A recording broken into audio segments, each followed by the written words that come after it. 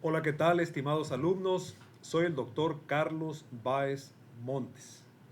Soy académico de la Universidad de la Policía del Estado de Sinaloa y de distintas universidades de México.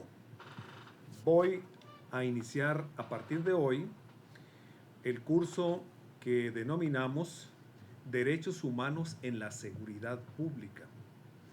Esta materia es de nivel licenciatura para estudiantes de Derecho y en este caso va dirigida a los licenciados en Derecho y Seguridad Pública de nuestra universidad. Sin embargo, este curso lo comparto con otras universidades y con algunas plataformas de las redes sociales y que pongo a su disposición tanto el contenido como parte del programa que desarrollamos.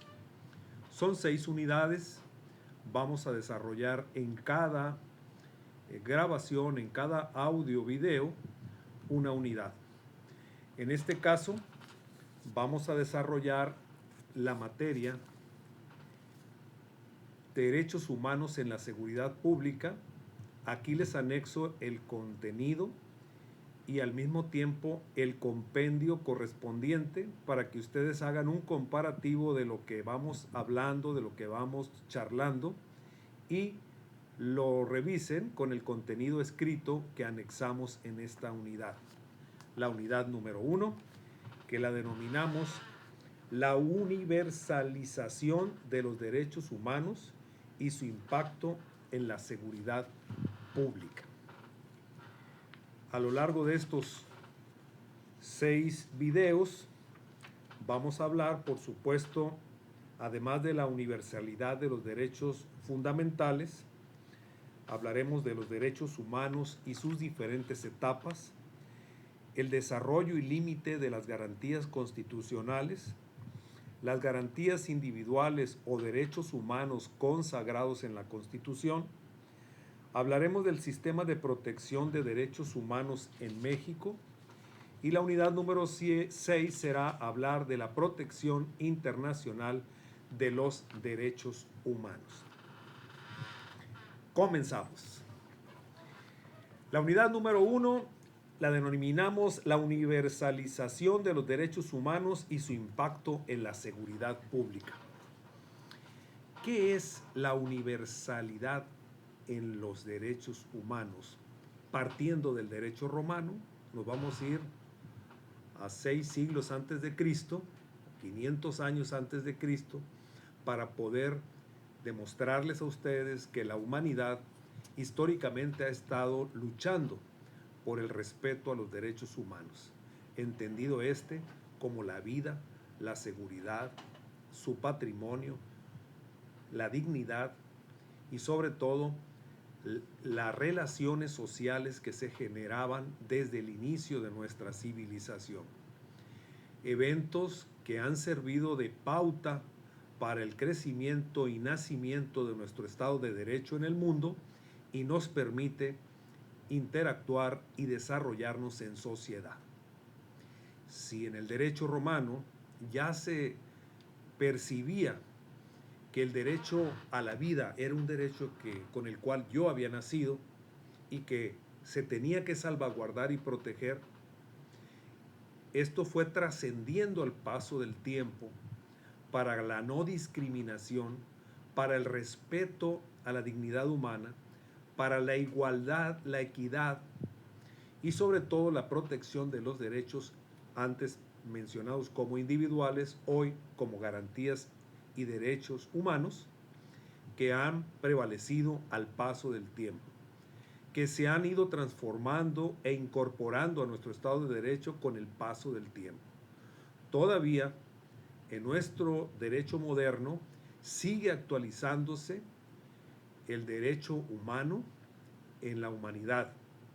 Después de la Primera y Segunda Guerra Mundial, que viene por supuesto desde el derecho romano, se generó una protección que hablaremos en particular más adelante sobre la Declaratoria Universal de los Derechos Humanos, que surge a partir de la conclusión de la Segunda Guerra Mundial en 1948. Pero vámonos más atrás, para atrás, para atrás, para atrás. Vámonos al siglo V antes de Cristo. Desde ese entonces, el derecho romano empezó a consolidarse, a engranarse, a solidizarse, para que desde entonces los romanos nos dieran ejemplo de respeto a los derechos humanos. En esto tuvo mucho que ver la iglesia o la religión, porque la religión pugnaba por el respeto al ser divino, a un ser celestial, a un ser que todo lo puede, todo lo da, y que la espiritualidad que empezaba a surgir en los romanos, las creencias religiosas se iban consolidando.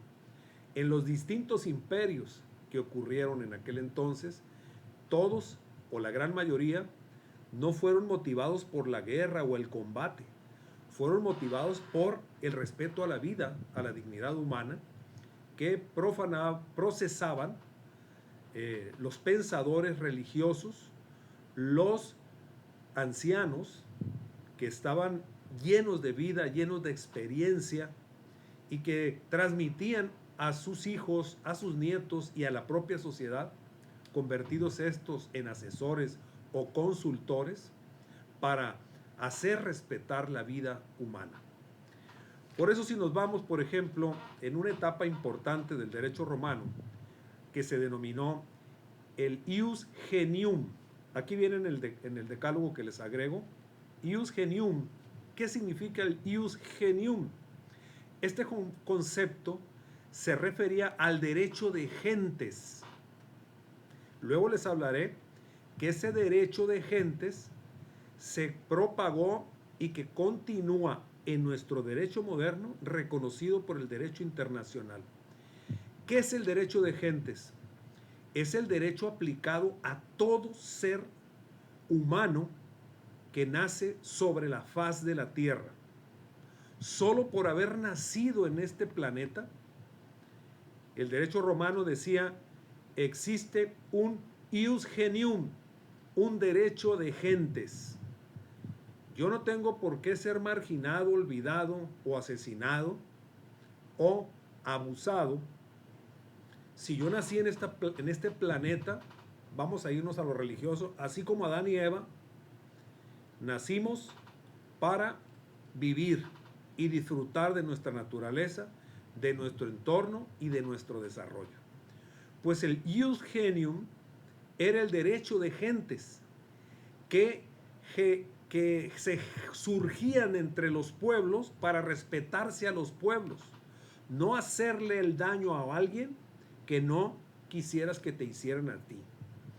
El ius gentium reconocía ciertos derechos comunes de los derechos humanos, como el derecho a la vida, el derecho a la propiedad, el derecho al comercio.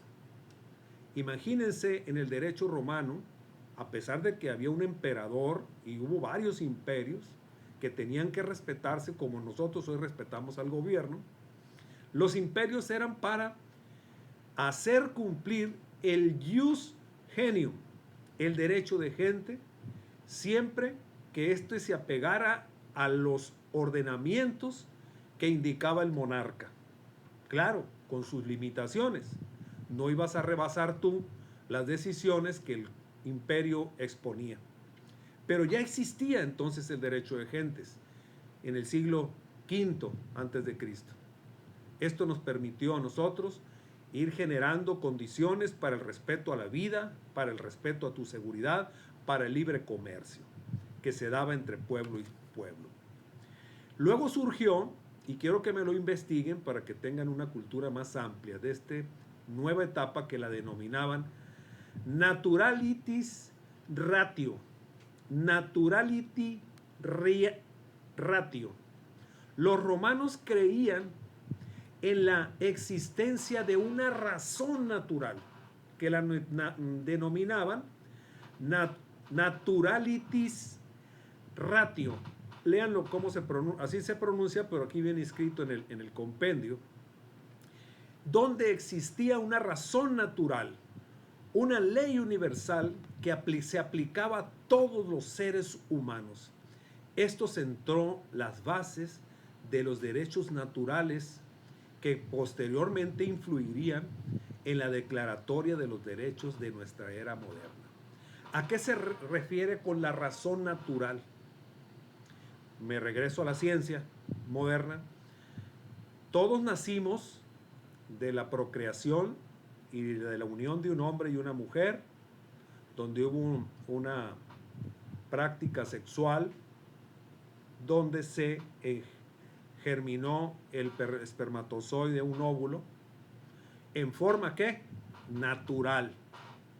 Porque todos, se supone, y así lo dice la propia naturaleza, las relaciones sexuales son un derecho natural, como el derecho a respirar, a disfrutar de la naturaleza, a vivir, a nacer, a reproducirte, a convivir, a dormir, a descansar,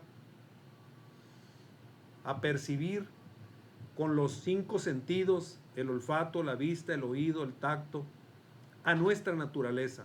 Entonces, eso ya nace con nosotros. Es naturalitis ratio, le llaman en el derecho romano, a esa razón natural.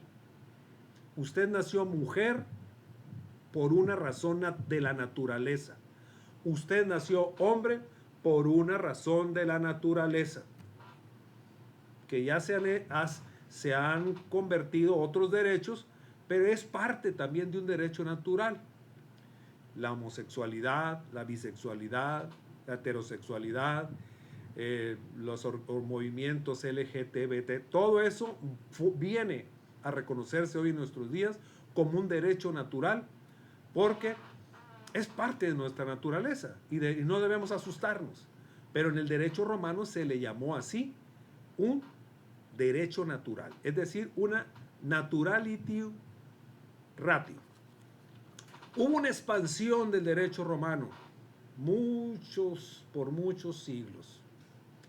Y entonces los propios imperios romanos, al paso del tiempo y de los siglos, en esa medida se iban expandiendo todos los orígenes de los derechos humanos, hablando del derecho de gentes y el derecho natural, y se fue asentando en cada imperio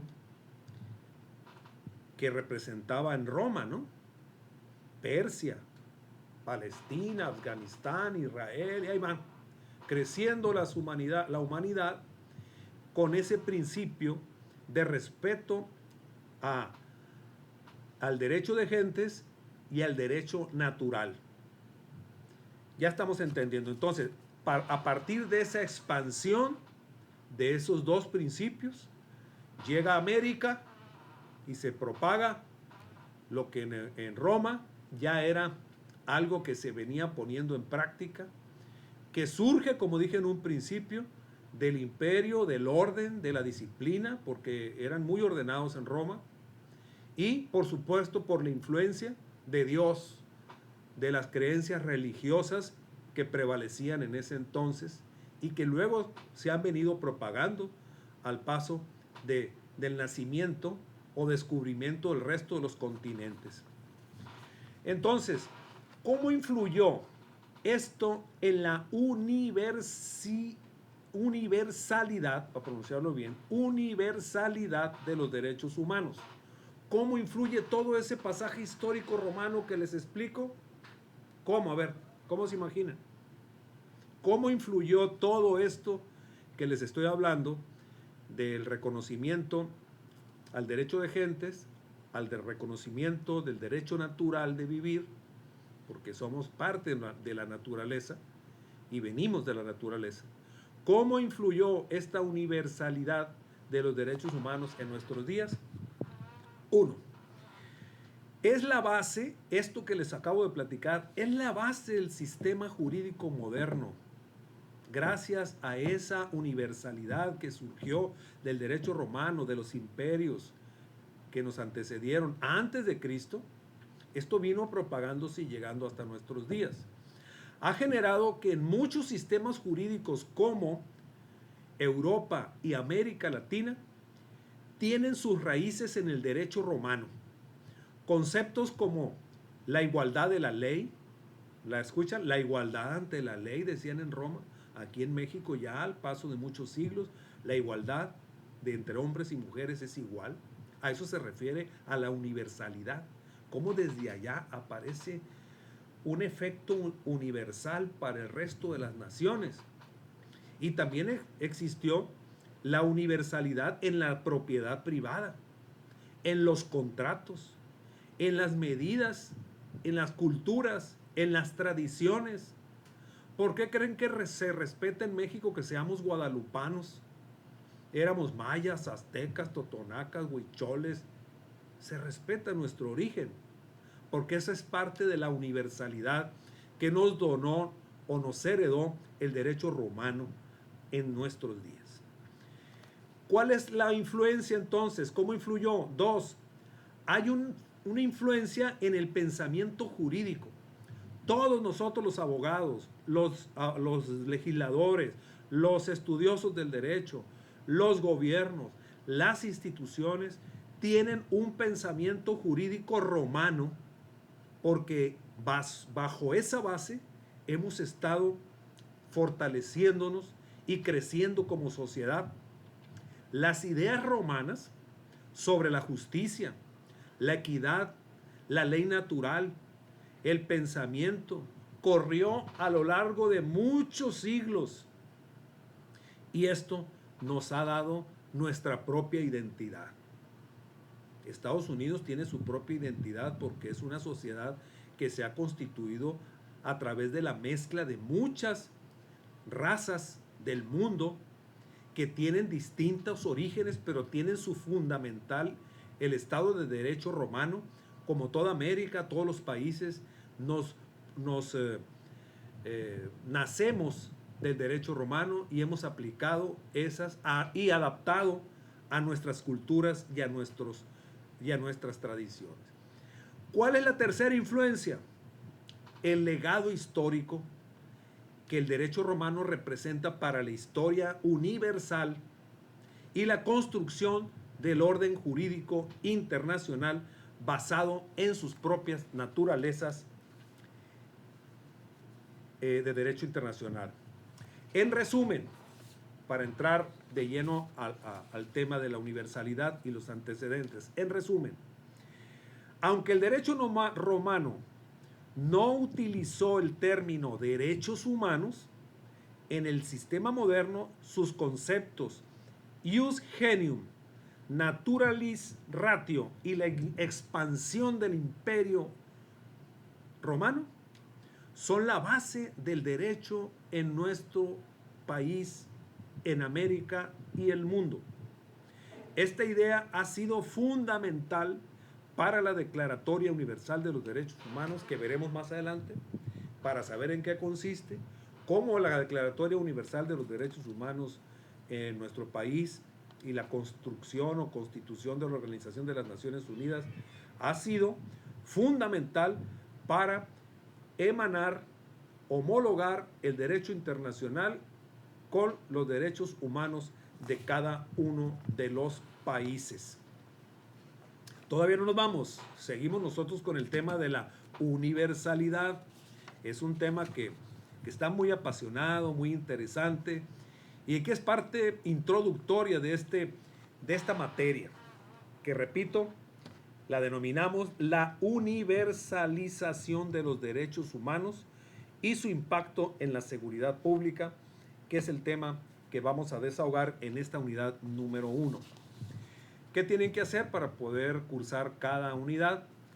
Hacerme, como siempre, 2 cuartillas de cada unidad, haciendo una síntesis, no copia y pegue, una síntesis interpretativa de lo que estoy platicando, y luego de leer el compendio que está anexo en este video. De eso se trata, que usted tenga usted escuche, lea, y yo tenga la retroalimentación de qué fue lo que usted comprendió, estimado alumno, estimada alumna. Despierte, no se me duerma, no se me duerma. Todavía nos falta la mitad de esta unidad. Entonces, si ya sabemos cuál es la universalidad, ¿De dónde viene nuestro derecho, nuestro Estado de Derecho, nuestro derecho moderno? ¿Cómo se sustancia o sustancia? ¿Cómo se soporta? Pues tenemos que decir que la universalidad de los derechos humanos es un principio fundamental que sostiene que todo ser humano, sin distinción de raza, color, sexo, idioma, religión, opinión política o de cualquier índole, tanto nacional, social, económico, indígena, en la situación en la que haya nacido, de acuerdo a su derecho de gentes y su derecho natural, sano, enfermo, como haya nacido, con discapacidad, con capacidades, somos iguales ante la ley. A eso se refiere el antecedente histórico de la universalidad de los derechos humanos en el mundo. Entonces, diversos pensamientos filosóficos, abogados, políticos, legisladores del mundo han asumido este tema como un derecho fundamental, universal para hombres, mujeres, ancianos, niños, niñas, personas de la diversidad sexual hoy en nuestros días, cualquier persona con pensamientos diferentes. Todos somos iguales ante la ley. Los derechos humanos es todo lo que nos rodea. La vida, la salud, el bienestar, la vivienda, la estabilidad, el respeto, el derecho de gentes a vivir en este mundo simplemente por haber nacido en este planeta. Ese es el derecho de gentes. ¿Y cuál es el derecho natural? El respeto que yo, por haber nacido de nuestra naturaleza, tengo derecho a vivir, a respirar, a socializarme, a amar, a querer, a casarme, a odiar si quiero, lo que sea, pero son derechos humanos que yo los tengo y que forman parte de mi existencia. ¿Qué antecedentes históricos podemos citar rápidamente antes de entrar en la modernidad? En la filosofía antigua, los conceptos de justicia, igualdad y dignidad humana ya se tomaban en cuenta por parte de filósofos como Sócrates, Platón, Aristóteles. Los pensamientos históricos, imagínense, antes de Cristo, pensamientos legendarios, históricos, romanos, de Persa, de Grecia, ya existían estos principios filosóficos de igualdad, justicia, dignidad humana y sobre todo respeto a la vida humana.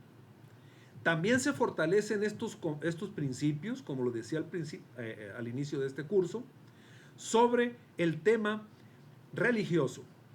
Los principios fundamentales religiosos del mundo han contribuido a la idea de la dignidad humana y de los derechos humanos en todas las personas.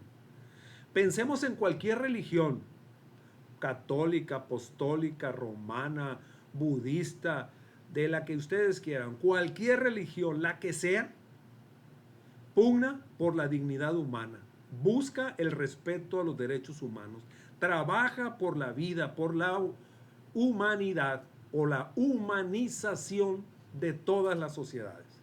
Por eso, desde Roma, estamos hablando que el derecho humano es un instrumento que nos da la raíz, la esencia, la naturaleza básica de nuestro origen.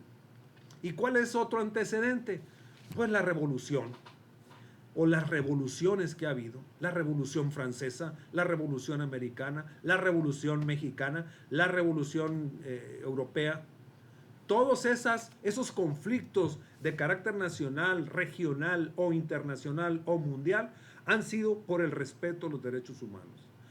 La Primera Guerra Mundial, la Segunda Guerra Mundial, todas fueron impulsadas por la violación de derechos humanos entre naciones, por la desigualdad entre hombres y mujeres, por la nula distribución de la riqueza, por las enfermedades, por las pestes, por los problemas económicos de alimentación, vivienda.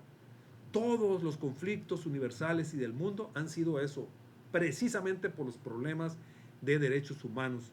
Entonces, ¿por qué surgió la Declaratoria Universal de los Derechos Humanos después de que en México, perdón, no México, en el mundo, concluyó la Segunda Guerra Mundial. Al terminar la Segunda Guerra Mundial, donde había pleito en más de la mitad de las naciones del mundo por buscar mejores derechos, mejores oportunidades, por alcanzar el liderazgo mundial económico, no invasión, no invasión de territorios, no violación de derechos humanos de niños, niñas y mujeres. Las guerras son precisamente por eso, por el tema económico, por el tema de tierras, por el tema de agua, por el tema de territorio, por el tema político, donde quienes dominan el mundo toman la decisión de entrar en guerra, en conflictos, por temas absurdos como es el dinero, como es los territorios. Por eso, el punto de reflexión de nuestra historia parte de la adopción de la declaratoria, adopción, nacimiento, creación, o como le quieran llamar, o existencia de la Declaratoria Universal de los Derechos Humanos. ¿Qué es eso?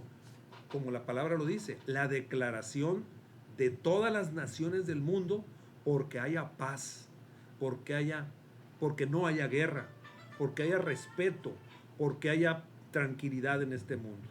Por eso, la Asamblea General de las Naciones Unidas en 1948 generó la Declaratoria Universal de los Derechos Humanos. Estableció con ello estándares, protocolos, respeto entre las naciones, en donde en nuestro país, en su tiempo, en las reformas, en la modificación a nuestra constitución antes de la de 1917, se generó pues el respeto entre los hombres como entre las naciones, el respeto al derecho humano con las leyes de reforma con Benito Juárez. Estamos hablando de antes de 1917. Pero acá en 1948, donde ya nosotros ya éramos pues ejemplo a nivel internacional por las ideas juaristas, en 1948 México se incorpora a la Declaratoria Universal de los Derechos Humanos y nos convertimos entonces en un país contemporáneo apegado a derecho. Durante este desarrollo, muchos países se unieron a la Declaratoria Universal de los Derechos Humanos y se generaron, lo veremos más adelante, algunos pactos internacionales para darle seguimiento a la Declaración de los Derechos Humanos. Por ejemplo, se generó el Pacto Internacional de Derechos Civiles y Políticos en 1966. Este pacto garantizaba el derecho a la vida, donde México participó también, a la libertad de expresión, a la libertad religiosa, al derecho a un juicio justo. En eso consiste la Declaratoria Internacional de los Derechos Civiles y Políticos. Pero hubo otro pacto, el Pacto Internacional de Derechos Económicos, Sociales y Culturales, también en 1966. Este pacto garantizaba los derechos para el trabajo, a la educación, al derecho a un nivel de vida mejor para todos los mexicanos. También México participó en la Convención sobre la eliminación de todo tipo de discriminación. ¿Cuándo fue? En 1965. Este tratado de no discriminación lo firmó México y todos estos tratados y pactos los ha ratificado el Senado de la República en México, lo que significa que estamos obligados a reconocer estos convenios, acuerdos, tratados o celebraciones de pactos entre la Organización de las Naciones Unidas, la Organización de Estados Americanos, donde México es parte. También entramos y formamos parte de la Convención sobre la eliminación de todas las formas de discriminación contra la mujer. Este se firmó en 1979 y este pacto elimina todas las formas de discriminación en nuestro país. No olviden, la Convención sobre la eliminación de todas las formas de discriminación lo firmó México en 1979. ¿Cuáles son los desafíos de todo esto? Y aquí cerramos nuestra primera unidad. Desde el derecho romano hasta nuestros días, con toda la celebración de estos tratados internacionales y pactos, México y los países aliados que hemos firmado estos tratados internacionales tenemos estos grandes desafíos.